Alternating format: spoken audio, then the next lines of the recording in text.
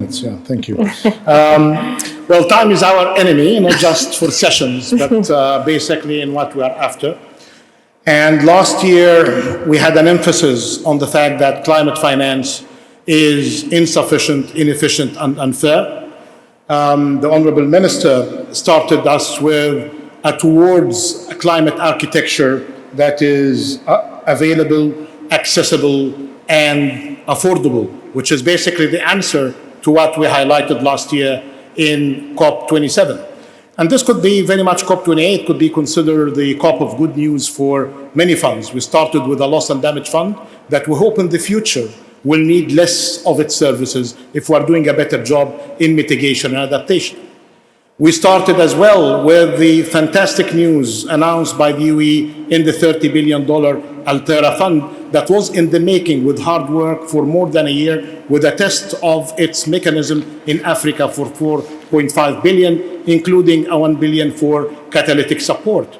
Now the 30 billion includes 5 billion for catalytic support.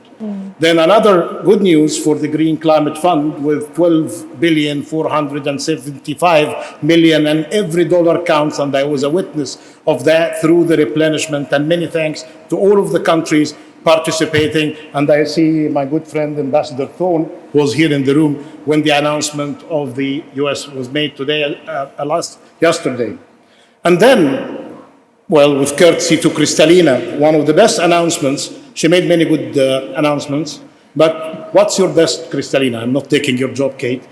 You mentioned carbon pricing, you mentioned a platform for debt management and debt swaps, but your best is basically the one for Bangladesh. That should be the example to follow. RST working with the MDBs as a platform for climate finance, focusing on adaptation, paving the road to the private sector. This is the example that I'm not going to charge you for that, I've been spreading around that this is the way that the RST should be working. Here we have World Bank, IFC, ADB, MIGA, AIB, AFD, and of course GFC and JICA. And the private sector where I was just with in another session, we're basically seeing where is our role, can we be benefiting from that, and we started to explore opportunities. All of these are great initiatives, but not enough to bridge the gaps of the session that you were moderating, the good work by Vera Songui and Nixon and their colleagues in bridging the gaps, because the gaps are in the trillions, and what we're talking about still in the billions. And we have been at it since 2015, where we're talking about billions to trillions. And you remember when you signed with other MDBs and the IMF on that. How can we do this? I think we need to get our act together. Domestic resource mobilization is essential. Private sector leveraging is important. Enhancing the efficiency of disbursement of the funds from MDBs. Working based on the rule that was set. And I think this is the golden rule for any developing economy in the room. This is what I call Deng Xiaoping rule. That he said, a proud man, leader of his country, he said to Mr. McNamara, we can do it on our own, but with you, we can do it faster and better. So here, this is the test. If you cannot do it faster and better with the MDBs, you need to shop around elsewhere. But I think with this determination, I think we can really do better.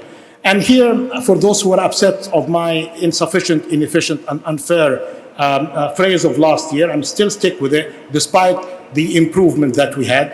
And I would go to President Ajay Banga when he mentioned in September and then in Marrakesh that he's going to be the chief plumber of the system to improve the disbursement of the funds from 27 months to less. And then he mentioned something very strong about capital and capital adequacy as well. The most important part, and I'm happy that the president of AIB mentioned that while he is here, reflecting priorities, his staff are in the field. The staff of the MDBs and the IFIs, including, of course, the IMF, are the best assets. But these assets need to be leveraged by capital adequacy that can support them. There is enough of efficiency gain that could be done through squeezing the lemons.